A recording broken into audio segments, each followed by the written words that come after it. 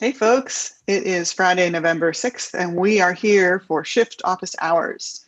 We are the two partners from Shift Collaborative. I'm Cynthia Closkey. With me is Sarah Mayer. Hi, everyone. And we're here as we are most Fridays from noon to 1 to answer questions from people about marketing, communications, and other communication kind of ADDI graphic design web issues, kind of a wide range, real amalgam of things. Yep. And today we've got a couple different topics, but we're also open for any questions that people might be calling in with. If you want to shoot us a question, you can do it right in the live stream below this video, whether you're on YouTube or some other video-ish place. So you can send us a question there. If you would rather not chat right into a window, you can send it via email to officehours@shiftcollaborative.com. And our talented behind-the-scenes production people will let us know there's a question, and we'll weave it right into our narrative here. So we've got a couple topics that we've got to chat about while we wait for those things to come in. Yes. And we usually talk about the news first and then jump into our features. Our features this week are going to be on teens and social media, certainly timely in this time of social media discussion in general, and teens online an awful lot. And then we're also going to talk about the new Google Analytics G4. But before we get that, let's talk about some news. Sarah, what marketing or design news did you see this week? I don't know if it was this week, but we weren't here last week. So we're going to be covering news, I think, from the last 2 weeks. Get you all up to speed. So one of the things that we use quite a lot here at Shift are the many Google apps. So we're use Google Apps for our email and for the file storage, Google Drive, and all sorts of the Google apps. And they recently did a little, as they do, they kind of refresh things or change things, or they roll out a new update. And this one was kind of pretty major, changing the different icons that I am used to seeing in the browser. And then it kind of suddenly changed just for one of them for me. Like my calendar changed first. I don't know why that was, if I was supposed to initiate something that would roll them all out at the same time, but for whatever reason, my calendar went first, and I didn't recognize it for a second. I thought I was in the wrong place. I have noticed happening a little bit over time, but I confess that I wasn't that quite as tuned into it, I think, as a bunch of other people seem to have been. I think that maybe the Drive one was the first one like months ago to change, because that one looks more like a little bit less unfamiliar. Yeah, I'm used to it. And so I feel like that one might have been the one that actually changed first. And it's kind of like this thicker, chunkier, more rounded approach with all of these. What is the one next to the... Let me just share something else here. I found a thing where we can compare the before and the after. That would be good. Useful. That would be good. That would be good. Yeah. Okay. So now we can tell what they were, what they are now. So the Google Drive one, didn't change all that much. It's just integrating more of the color palette, the Google palette. Right. But the others are much more, much bigger. And I think, we're used to the mail, at least for me, the Gmail one maybe feels a bit jarring because we've had that one for so long. And do you have the Google, the Doc one? Because I don't have that one yet. I'm still seeing the old little dog-eared. I too am still seeing this thing, the all blue with the sort of not exactly skeuomorphic foldy dog-eared bit. Yeah. And then this, is this meat? Is that what that is? I don't even recognize the old one. Yes. Yeah, it is meat. But yeah, it's interesting that they kind of did a dog-eared thing in the new one. They carried that piece over because they could. The calendar seems fine. There's a little dog earring on the calendar as well, I guess. And some people are expressing a lot of scorn. They're feeling a kind of way about it, that's for sure. Yeah. With the idea that they all look the same. And I think that I see their point. but I also think maybe live with it for a couple weeks and then see if you still think that. Yeah, I think like anything you get, I can understand the desire to have everything streamlined and look like they belong to the same family. Because in the row above, they kind of have a more distinct look of their own and aren't connected to each other with visual and color or some of the things that brands will do to connect their sub brands. Mm-hmm. I mean, all that's kind of going to carry things through is that the shadow all seems to, like the light source seems to all be in the same place. They all have this sort of little bit of a shadow going in the same direction. So that must have been something that they brought all together at one point. But other than that, I mean, they could almost be different, completely different product groups. You wouldn't have a sense that they were the same company at all. Mm-hmm. They're just all different ways of doing a thing. I guess the two closest are the calendar and the meet, in that they both have a fold in the center. And that's about it. And so I can see why, when you think about, as we've talked about in past episodes, a house of brands or a branded house, they just wanted it in some way to all relate more closely together because they are a product suite. Right. Yeah. Like I said, I haven't seen the Google Docs one roll out, and I wonder if they're going to be doing icons for slides and sheets and some of those other, sub brands. Mm-hmm. So yeah, interesting. I would imagine they will. Mm-hmm. But people got angry. I think people like to rant is kind of the thing. People like to have a thing to go off on. Yeah. I mean, I think in general, change is hard, Mm-hmm. And there's varying degrees of your reaction to something. It depends on your loyalty or your usage or lots of different things, your emotional mm-hmm. connection to it. And so yeah, I think it's kind of, if I'm a brand and someone gets that up in arms about it, it's kind of that old adage, there's no such thing as bad press. It's kind of like, oh, well, you care so much, you care enough to voice your opinion. You're really passionate about our product or our brand. So I feel like that's kind of you can take it as a good thing. Sure. There's a piece of it though, that I think it is also that Google, being a very, very large and very well-funded company, a company with a lot of resources, yeah. People hold them to a tougher standard than they might to others. And they're also, in a way, maybe just sort of a bigger target mm-hmm. for people to try to react to. But you're right. If people care that much, at least they are noticing you. Yeah, at least they care. We've said before. Right. There's no such thing as bad press in some worlds. So. Yeah. So that's what happened in the world of Google. Well, not in the world of Google, but one thing in the world of Google. A notable thing, and in the world of design and graphic design. Mm-hmm. And then as for other large companies making changes, Instagram has done some things about live streams in that they have extended the amount of time that a live stream can last. So this is not a time limit that I've run into before. Have you had any experience with the cutoffs for Instagram? I haven't. I don't watch a lot of live things on Instagram personally, but I think they're trying to, Facebook owns Instagram and Facebook does things in a certain way. And I think that they're like sort of slowly over time rolling out changes and updates to Instagram that more closely align with how Facebook does things. And so Facebook has a limit of 8 hours, much longer situation, but that's for desktop. Mm-hmm. But their mobile is 4 hours. So I think that the alignment for Instagram is that 4 hour mobile. So it's similar, right? Yeah.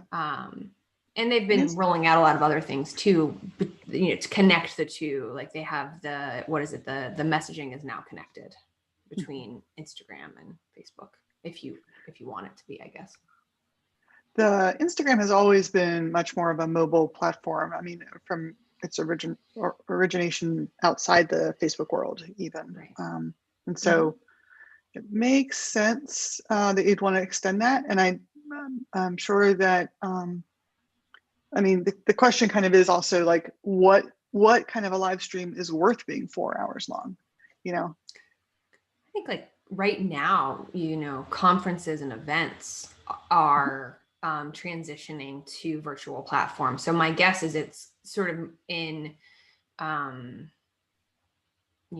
of response to that trend happening due to the pandemic, and, publishers and content creators and conference and event organizers need more time with their audience. Sure. And I think there is a piece, I mean, they're comparing in this article from Search Engine Journal a little bit about with Twitch, which of course has a lot of, gamers and other people who are doing things on screen, where apparently you can just go even for a whole day and as long as you're awake or someone is, stream your whole gaming situation or your campaign or whatever it might be. So Instagram maybe is aiming a little bit at that, punching up at that a little bit at that audience. Yeah. Yep. And it seems like they're trying to find different ways for helping people actually find these live streams by adding more searchability to it and letting people have fan badges. So really, I mean, it really seems like they're, trying to steal some smart ideas that Twitch has had and has been working from. Yes. Wonder how Twitch feels about that. The same way everybody else does, I suppose, when the the 800-pound gorilla or whatever it is comes at you. Right. Yep. So what else we got going on? Well, we've been obviously, the big news topic around the world has been the election, and we've been talking for some months here about how that impacts, how the election as a whole has been affecting advertising, both the election ads, the campaign ads, affecting how much ad space is available, what's going on, and a lot of media platforms making an awful lot of money in this time period, whether small businesses should keep away a little bit from advertising on social media while things have been so volatile, not just with ads, but with the shouting. And so the question is now, if the official election, election day is passed anyway, but is the election really passed? Is it safe to put your toes back in the water and restart your Facebook and Instagram and other ad campaigns? How are you seeing this, and how are you talking to clients about it? Yeah, well, I think it depends. I mean, I know for a couple of our clients that we've been working through like email strategy and when to send their newsletters. We decided for one of our clients that we were going to wait, 2 weeks after the election before we sent our next newsletter, which is 3 or 4 weeks later than we would normally send it. So it's a quarterly newsletter. We send it usually in the first month of the quarter. And so now we're sending it in the second month of the quarter, and we're pushing it even further. So, and I think that is a good decision because for that particular client, they just don't want to get into the fray of it, and they want more attention and focus at a time when perhaps there could be a little bit more attention and focus to their message. So I think if it makes sense to wait, then you should. And sometimes you have to know your audience, and perhaps your audience is looking for a break in all this election stuff, and they're a little thirsty for something different. And so it could be good timing to get back into your normal, regularly scheduled program, if you will. So it just depends. I think it just depends. I will say that I was looking at, I'm not going to mention the site, but I was looking at a site that we advertise on pretty frequently with our clients. It's a local site, and there was like virtually no ads, and there's always ads. And I was just looking for the normal ad units and seeing kind of who would be advertising right now. And so, obviously a very specific use case there, very local here to Pittsburgh, but I didn't see any ads, which I thought was odd. There was a footer ad, but other than that, there was no regular ads on it. It does seem to me that this may be actually a good time to get back into advertising. And then some organizations and businesses will actually probably have no choice but to do that, because we are also coming up on the holiday season, which is a big gift giving season. We've got, Thanksgiving, Black Friday coming up, and Cyber Monday, and all the other special shopping days of the year. And you've got to get your word out about the things that you're offering. And for a lot of these businesses, particularly those that have had to have their shops closed for any reason, or relying very, very heavily on online sales, now is the time that they would have been ramping up as soon as the elections passed. And so I think to your point that because some people haven't stepped back in yet into advertising, there are some openings to maybe even work a deal with a smaller thing. And you don't get to work a deal with Google or Facebook, but you can with a lot of other tools. So I think it's worth at least experimenting with some online ads. I don't think that you'll get as much pushback as you might have last month. Yeah, for sure. I think, what you're talking about too is just inventory. The inventory across, publications could be such that all of the political ads are out of the queue now, and they have space for more, and they need more, and therefore publishers are going to be willing to kind of negotiate. And I think the other thing to consider too is that Google Display network is, they pick up remnant inventory from local newspapers and lots of different online publications in their network. So it could be a time that you could get, good cost per impression in Google's display network too. So I think that, like you're saying, like just dip your toe to get back in there, and maybe you can get a deal right now. When you normally couldn't in fourth quarter, because that's some of the most expensive space to purchase across any platform, whether it be print or radio or online, whatever it is. It's expensive at this time of year. Yeah, for sure. I think there are still going to be some political ads. I should qualify what I was saying earlier. It's not like everything is gone, particularly because there are there's going to be some runoff elections, like in Georgia, looks like, and other places. So, but those are probably going to be very localized. Obviously we don't live in Georgia, we're not voting, but people can be trying to, drum up some donations for those campaigns. So we may see nationwide still see some ads for that, for supporting these different efforts. So it will, nonetheless, though, for a lot of places like here, everything seems down a little bit, and get back in there, spend some money. Yeah. Have you experienced a deluge of election-related email? I have not checked my email. Should I be expecting a deluge? I mean, over the last several weeks, I have gotten hit so by all the angles, whether, all the parties are reaching out to me, regardless of my own affiliation. And I'm getting, and I don't know if I responded to some survey and therefore now I'm getting every possible email. I'm getting text messages and emails. It stopped, the day after the election, in terms of the text messaging, but the emails haven't really stopped. And I need to get off this train, I guess, is my point. And I wonder if it's going to slow down. It's slowed down a little bit, but it's just still so many emails. Yeah, I've gotten a number from certain campaigns that I know I responded to some survey or poll or something at some point. And of course, the good thing about emails is you can unsubscribe. So, and they have to let you go. And I've been getting more than usual from, some of the local politicians whose email lists I purposely signed up for to hear about their policies. So there's certainly been a bit of that. But the texting now, it was the texting to either to try to get a person to vote one way or another, or more often to donate to different causes, or to do some phone banking. Those all pretty much stopped almost for me when I sent in my ballot, when I mailed it in. The volume dropped significantly at that point, which was, maybe a week and a half before the election. But I was still getting a few on election day, and I've just been telling them stop.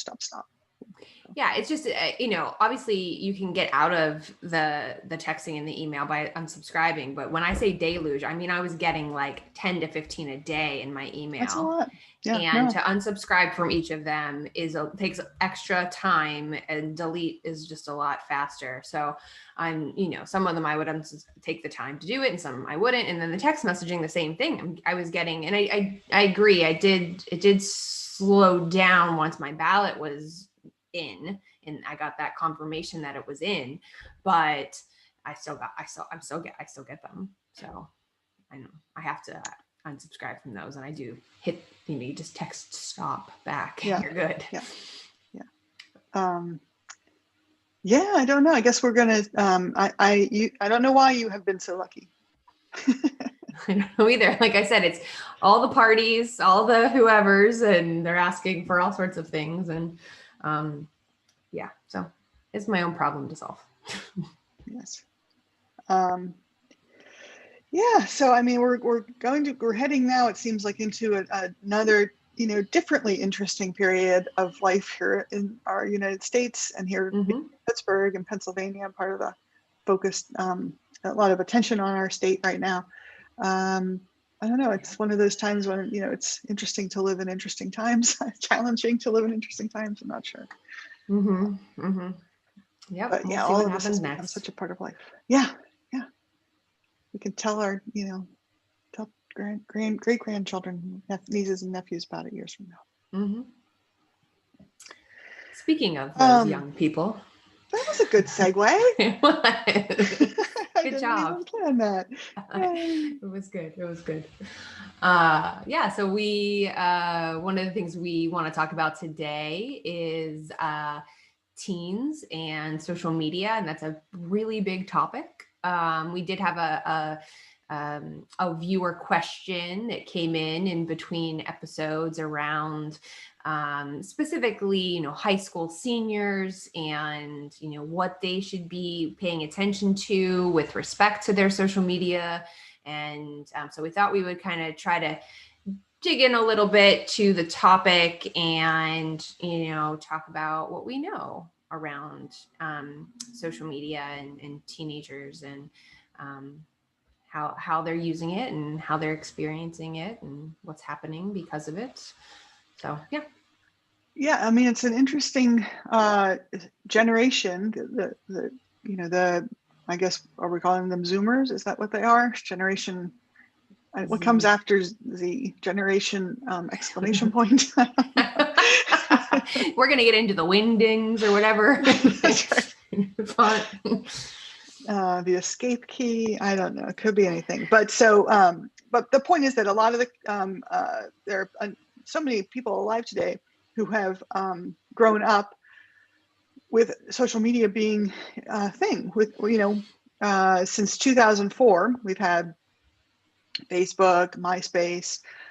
Even before that, we had other kinds of online social networks, but the ones that we think of today as social media really started in 2004. And we've got people who are in their teens now who then have lived in that world, forever, and have grown up with it, and it has grown with them.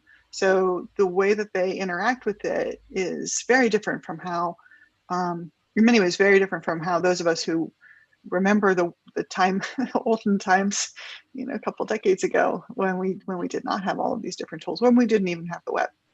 Right. Yeah. And I think that for them, they've never lived in absence of social media where prior generations have. So does that mean it's easier for, older generations to step away from social media when they need to, or to be a little bit more self-aware of it because they knew a time when they didn't need to use social media? Or does that not impact at all? I wonder, but I haven't read any studies. Anecdotally, I can say that I have a very hard time stepping up. Even when I think I told the whole team, during our morning check-in, our work, like the day after the election, that I was going to not watch social media, and I was back on my phone in 5 minutes. It's just hard to break away. One can say a thing, but doing that thing is just vastly different. Yeah, no, it's hard. I mean, there's a lot of I think studies and things happening in that documentary, The Social Dilemma, if you've seen that.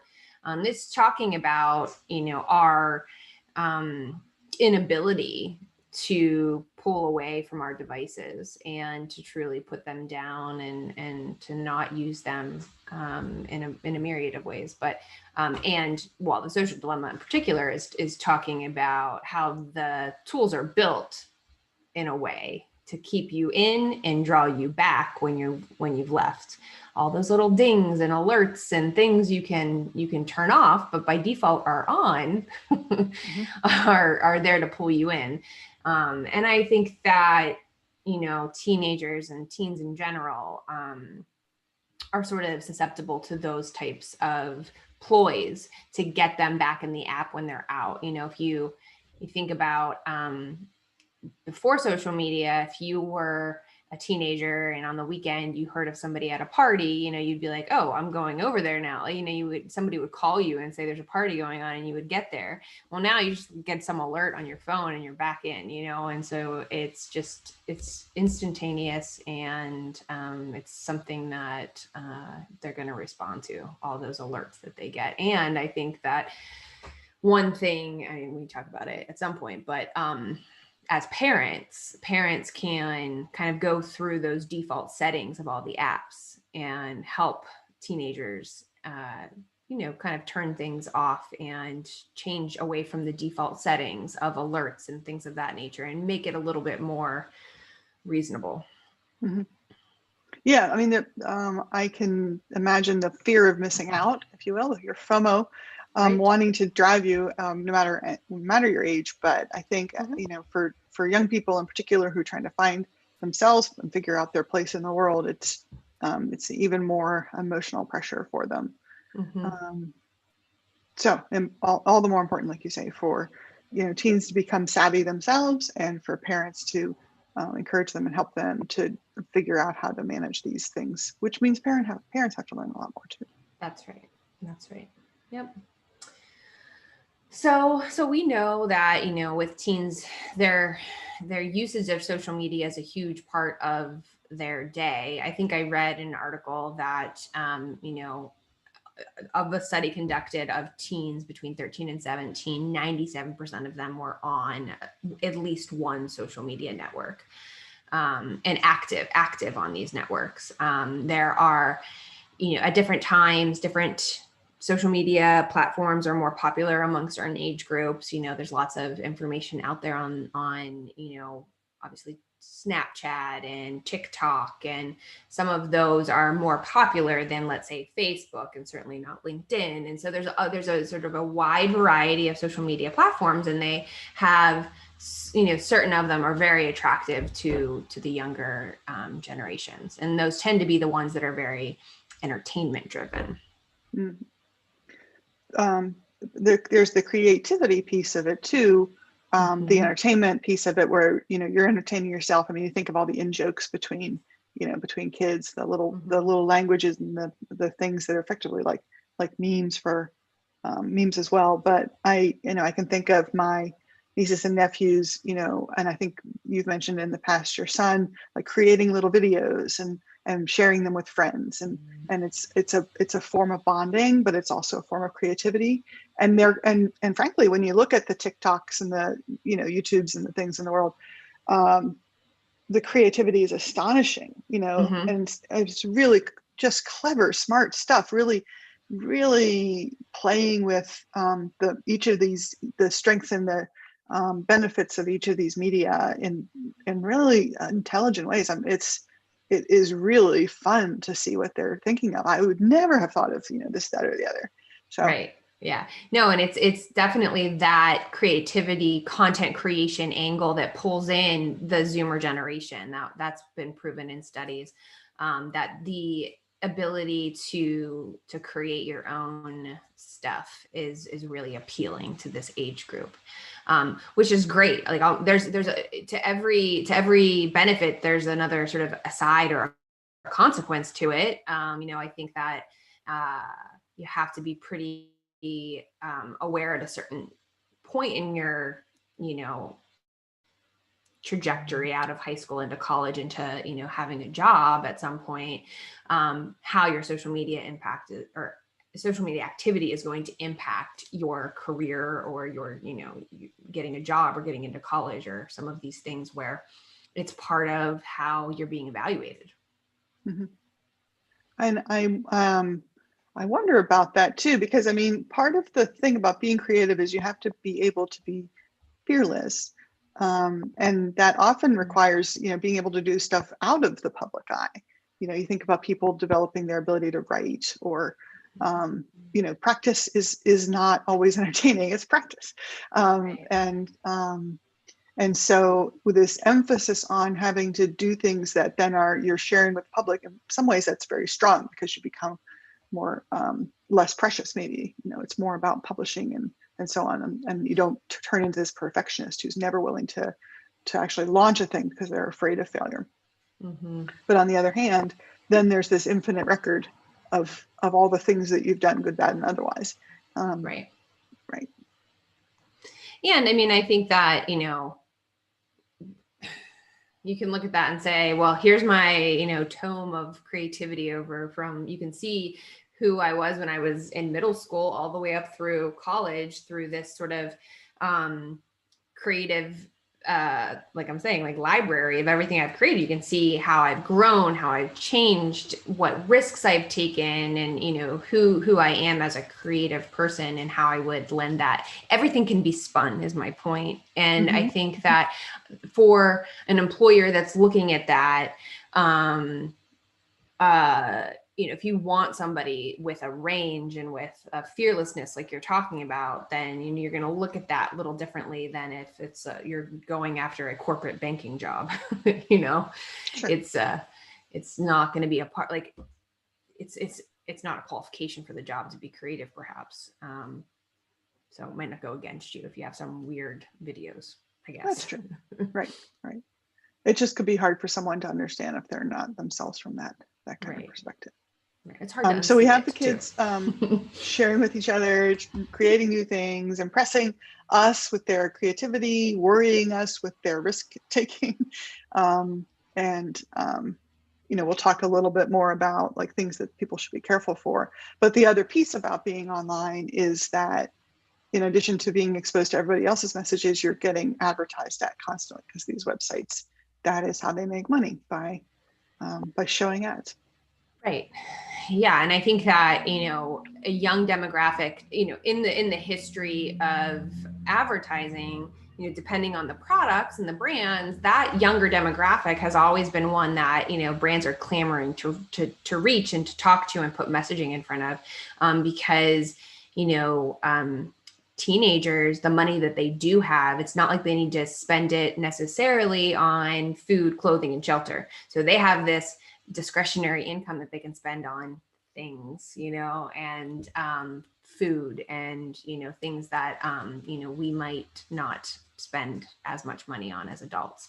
And so that's attractive to advertisers. And so kids get, you know, a lot of ads. And as a parent, I cringe at that. As an advertiser, I get it, but they're so impressionable. Mm-hmm. Right. And to be honest, I think, you know, grown-ups are very susceptible to these things as well, even though we think we're not. People think, oh no, I can see through the ads, but any number of psychological studies will show you that you absorb more than you think that you do. And so for kids, it's at least the same, if not even more so. But then also that because they're exposed so much, they start to think that they are very savvy and don't see their own Achilles heel on that too. Mm-hmm. Yeah, it's hard. It's just advertisers can be tricky. We can. We have some stats around this advertising piece to young people that we pulled out of a couple of different articles. One of which says that this was an article around fast food advertising and brands, and that 70% of young people engage with at least one fast food brand via the brand social media channel, and just in general are viewing more than 40,000 commercials per month. I think it's a year. Okay, I was gonna say that's per month. That's I feel like I insanity. need to do the math on that now. So if it's 365 days in a year, right? Last time I That is how checked, many most of the days. time. That's how many days. It might feel longer, but Okay. that is the number So, we're working with. so what I really want here is 40,000 divided by 365. It's 109.6 ads a day. Okay, And well, this so you're other awake. one, this other stat though says 3,000 ads per day. Then that's, I don't know how to explain that. So Mm-hmm. They're exposed to 3,000. So if you take 3,000 times 30 days in a month, you get it. Yeah. yes. Numbers, they conflict. If there's anything that we've learned recently is that stats are tricky. Yes. Stats and polls. Yes. Even 3,000, whether it's 10, whether it's 100,000 or 3,000, that's a lot of ads in a day. So let's even say, Yeah. I can still do math, I think. If we've got how many hours do you suppose you're awake in a day? Or a kid? A kid sleeps a little longer. They sleep like 10 hours. So 14 hours a day they're awake. Okay. So 3,000 ads for 14 hours. That's 204 ads an hour. That's a lot of ads. It's a lot of ads, but you think about just, you can 3.5 get ads a minute. into, if you can get into you get into a social media app and you're bored, you're waiting for something to happen and you open, let's just say Instagram. And before you know it, you look up and it's been an hour and a half. That's true. And so scroll. Like every third thing is an ad, and some of them don't look like ads. Some things look like ads, some things don't. Like even games. This is probably where it is happening more. So if you have games downloaded on your phone, which I have a 12-year-old, he's got lots of games that he plays. He plays in the car when he's bored or when he's waiting or whatever. And we don't pay for those apps. They're free. And so there's advertising. And every time in between games, I think of just like Words with Friends. Every time I make a move and I submit it, I get shown an ad. So just in like 15 minutes of playing, it's probably 30 ads. Right. So I can see how that adds up. I'm not surprised. Like those numbers don't seem like they're bloated or anything. If you're thinking of an ad as a 30-second commercial, then it seems impossible. But when you remember that ads can be banners, they can be product placements, they can be sponsored content. Yeah, there's a lot. Right. Yeah, there's all like an explosion of ad units, and some of them look like ads, and some of them don't. So yeah.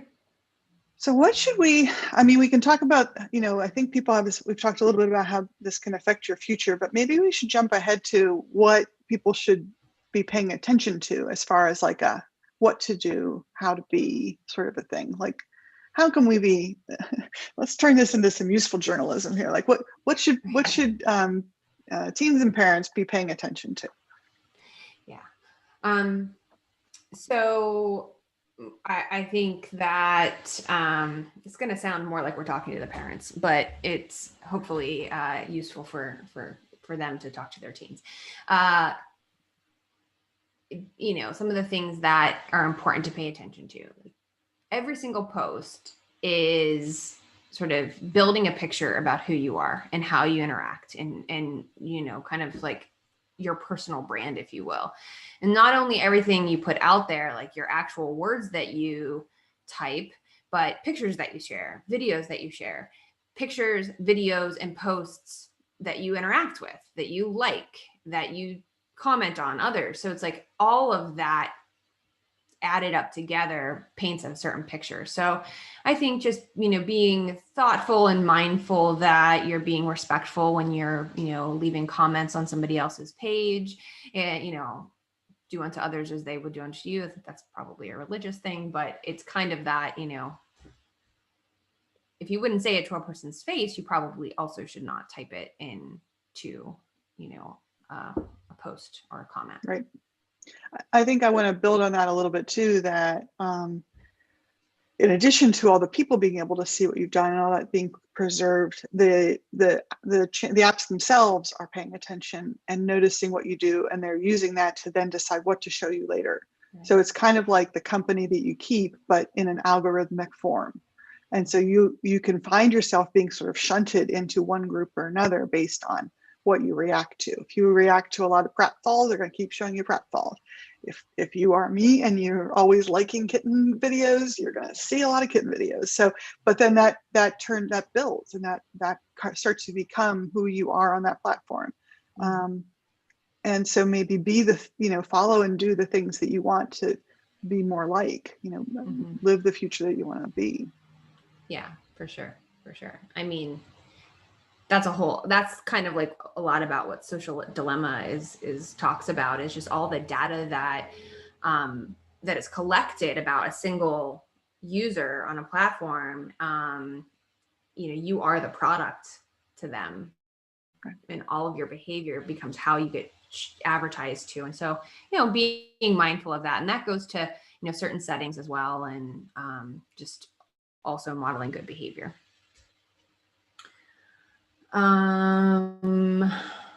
I think that I think one of the question that came in from our viewer was, kind of addressing more of an older teen, a young adult who is maybe heading off to college or heading off to their first job or whatever it might be, where now, social media was not so serious. It was fun. It didn't matter. Now it does. Now your future employer is looking at it. Now your, person who's deciding about it, whether that you should get an internship, which gives you that real world experience so that you can get a job in the future. That is all being cataloged and looked at and, weighed when you're being evaluated as a candidate.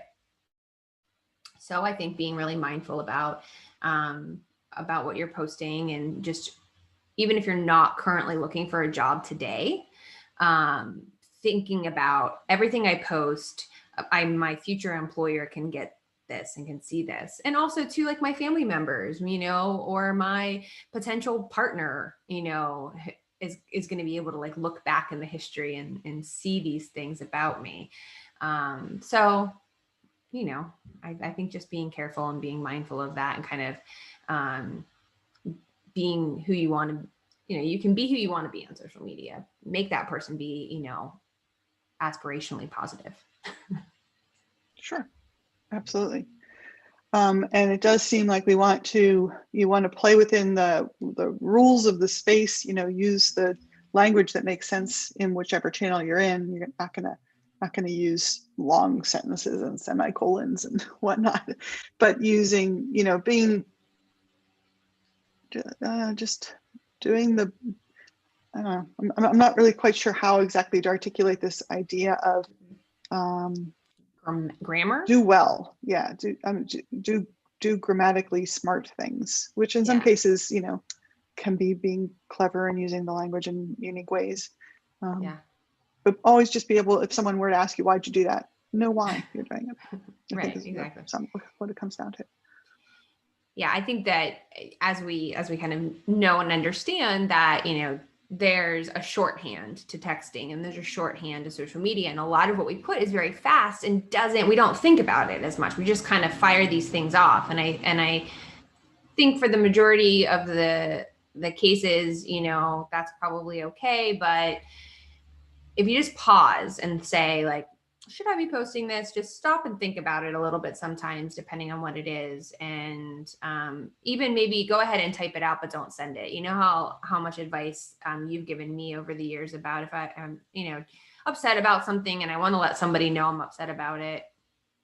Sometimes just writing the letter or writing the email is enough to get it out of your system, and you can move on from there without, perhaps causing more strife or more upsetness. And so I think you can do the same thing with your social media interactions, and just kind of saying, like, is this going to cause more problems? I think, even with clients, we say, like, okay, what comments are we going to respond to? What comments are we going to leave alone because it's just not worth it? What comments can we easily diffuse. If you can respond and easily diffuse a situation, it's often perhaps worth responding. But if not, then maybe it's just write your response out, but don't send it, kind of a thing. So kind of doing some of those things can be helpful for young folks, I think. And frankly, for all of us. Yes. Well, we know it, but they maybe don't know it yet. Right. Of course, obviously, in a public forum like a social media channel, like a Facebook, like an Instagram, you want to be aware of what your privacy settings are. Those apps are getting better at reminding us to check them periodically. But we have to really think through, make sure we are understanding what all the different settings mean, and making sure you're locking down things like particularly for children, location and phone numbers and other means of contacting people, important to make sure that those are not being shown possibly to anybody.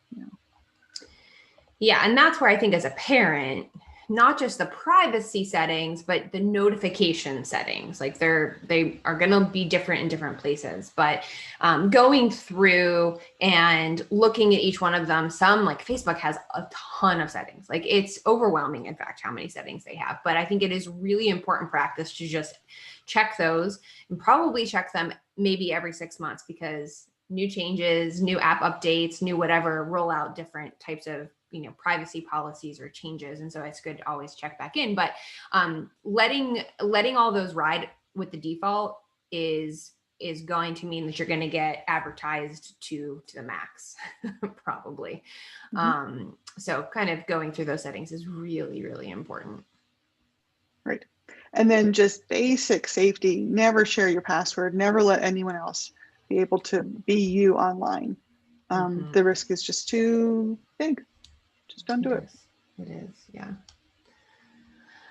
Yeah. Let's see, what else do we have here? One thing that I think that, I talk to my son about a lot is that, it takes time to build a good reputation in life in general. It's, how you treat people around you and the way that you interact with your friends and with strangers and all of those interactions sort of build up to what your reputation is. And on social media, you can destroy that positive, great, all that good work that you've done with one bad post, with one just misinformed post or what have you. So that just goes sort of back to the, like, everything you post, just give it an extra couple of seconds of thought. Like, is this the right thing to post? Am I going to make anybody mad or upset? Is this going to look good on me or bad on me? And the angrier you are, the more time that you need to give yourself to go away, cool off, come back and see if you still feel like talking about it. Yeah. And I think, a lot, we're not necessarily going to get into it today, but there's a lot of cyberbullying happening. These platforms have really empowered sort of online bullying. You can be anonymous online, and you can treat other people poorly because of that anonymity. And so there's something called a microaggression, these like little tiny things that kind of chip away at somebody because they keep getting told these certain things, and it could be about how they look or about anything, and it can just cause a lot of problems. So talking to their children all the time, to children in your life, about if they're experiencing any of these things. There's a whole lot of things that you can do as a parent, but you have to know about them first. So keeping the lines of communication just very open, transparent as much as possible. Right. Yeah. And I know you've mentioned a couple of times the social dilemma, which I think talks a bit about screen time, if I'm not mistaken, and how that affects. Yeah, I mean, it talks a lot about how different apps and social media platforms are designed to keep you in them and keep you coming back. And some are just done in such a way that, you can just sink so much time into them. And that's every age group. That doesn't discriminate against anybody. You can get sucked and pulled into these channels and be there for a really, really long time. And so specifically though, with young adults, there's been, and there's continues to be lots of different studies that emerge around how much time they're spending, how much time certain age groups are spending online, and how that's impacting their mental health. And there's some, some scary stats out there about it. And so, I think, again, for the young people in your life, ask them about it. There's now, I have an Apple device. I don't know if Androids do this, but you're getting a report. I'm getting a report every week on my time and my child's time on screen time report. So I know, and I can, self regulate that. And for me, I read on my phone, so my screen time is always going to be high. But you just have to. The data is there to look at and evaluate what you need to do with it. Mm-hmm. If you got the data, that's at least one step in the right direction. Mm-hmm. Well, there's obviously an awful lot to think about for teens and social media, and we're really, we've talked about this we've had a nice long discussion here, but there's so much more. So if anybody's watching this and has any questions or thoughts or reactions, things that they've seen or have tried and maybe had some success with it, we'd love to hear more about that. So do drop us a line at officehours@shiftcollaborative.com and talk about it. Maybe there's some things we want to cover in an upcoming episode as well. Yeah, for sure. We'd love to hear from you. Yeah. Sarah, we were going to do a little bit of a demo here, a little how-to, as we usually do in these in our office hours. Do we have enough time, do you think, to dive into how-to, or maybe need to give a little bit more time to it in a future episode? Well, we can just preview it. I think we have enough time to preview it and talk a little bit about it. Let's tease it. We can certainly spend all of next week talking about it. Well, maybe half of the episode talking about it. Yes. So, Google Analytics is what we want to talk about. And if you have a website, you probably, maybe, have Google Analytics on it. Well, they are rolling out a new tool feature. I don't know what the right descriptor is. It's some additional analytics that marketers can use to make informed decisions based on things happening on their website and things happening before people, how people are getting to the website and behavior on the website, which is already a part of analytics, but this is just like on behavioral stuff on steroids is how I kind of describe it. And it's called GA4. I can share my screen a little bit if that helps. I think as you're pulling that up, I think the way that we would describe that is it's a significant new update to Google Analytics. So it's still going to be called Google Analytics. There's some new features that are new and powerful. And they are somewhere on the screen, I guess. There's 4 new features, which makes it nice that it's Google, it's G4. Yes. And how are you? How is my screen coming through? Can you see stuff? I can see stuff. I'm seeing you hovering over upgrade to GA4. Right. So this is the way that one gets to this screen is that they're in their analytics. They've gone to analytics.google.com, and usually you get dropped into your dashboard or your home, if you will. But if you go down to the bottom, all the way in the bottom left-hand corner, and you click on admin, then you get to this particular screen.